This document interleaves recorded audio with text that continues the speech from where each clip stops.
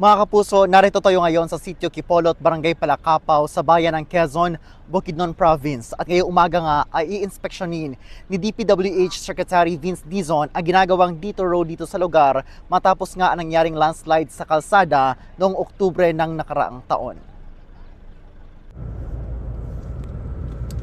Personal na ininspeksyon ni DPWH Secretary Vince Dizon ang ginawang detour road sa Sitio Kipolot, Barangay Palakapaw sa Quezon, Bukidnon Province na nasa 90 hanggang 95% na ang completion rate.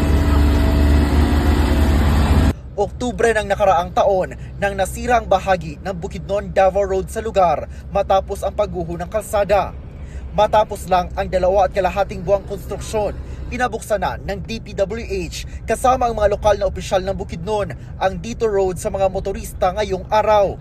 Maliban sa pagsiguro na ligtas na itong daanan ng mga motorista, pinabuksan ang naturang kalsada upang hindi na lumobo pa ang economic losses sa probinsya ng Bukidnon na aabot umano sa 40 million pesos bawat araw, bunsod ng delay sa pagbabiyahe ng mga produkto dahil sa sirang kalsada. Patuloy ang paggawa ng drainage sa magkabilang gilid ng detour road. Ngayong Biyernes naman ay nakatakdang bubuhusan na ito ng aspalto.